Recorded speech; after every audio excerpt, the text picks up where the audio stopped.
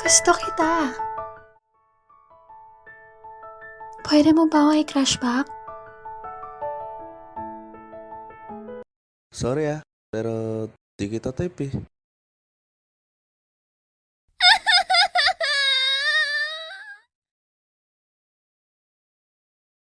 Pinayak na ba kayo ng crush nyo? Katulad niya? Kasi ako, oo. Nakakita nyo ba ang batang lalaking yun? Siya.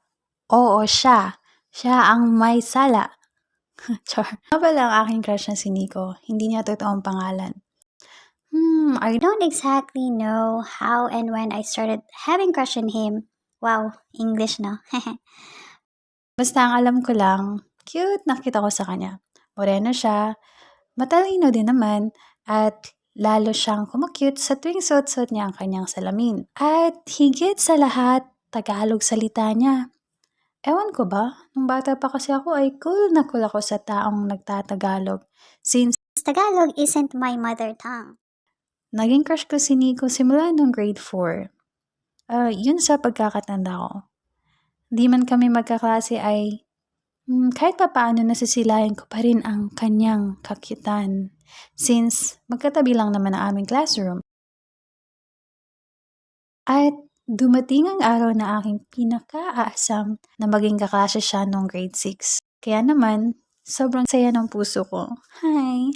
Ngunit, ako lang ata ang masaya. Lumayo-layo ko nga sa akin.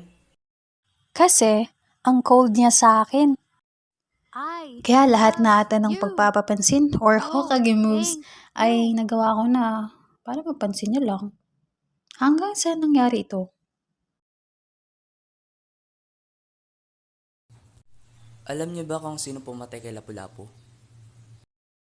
Kusinero? Mali. Basta. Wala akong kinalaman dyan. Ako, alam ko kung sino.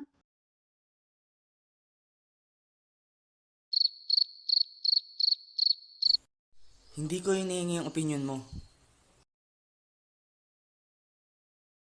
Papansin to. Papansin to.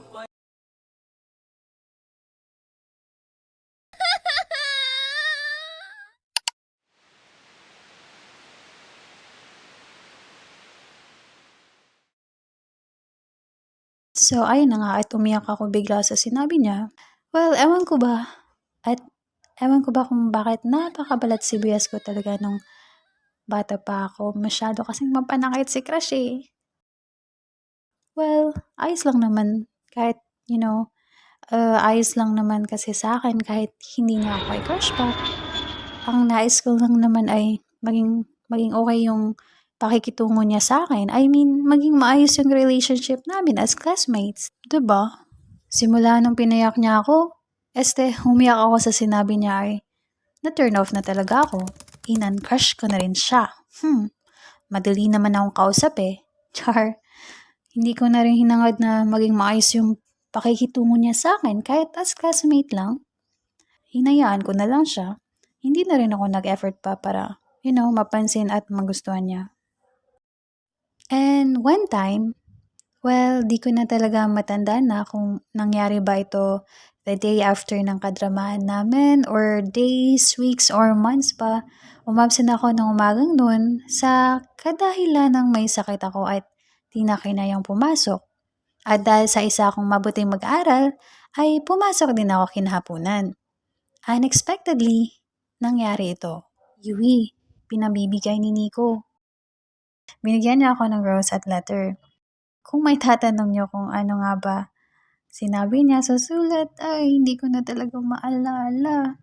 Sadly, hindi ko alam kung nag-confess siya doon or nagsosorry sa nagawa niya. Pilit ko mang maalala habang sinusulat ang script na to. Ay, wala talaga. Ay, nako. Kasalanan to ni mama eh.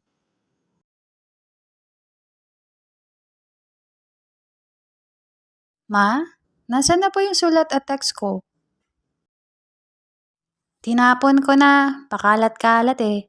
Kayo talaga ang hiling yung magdala ng mga basura. Back to kwento.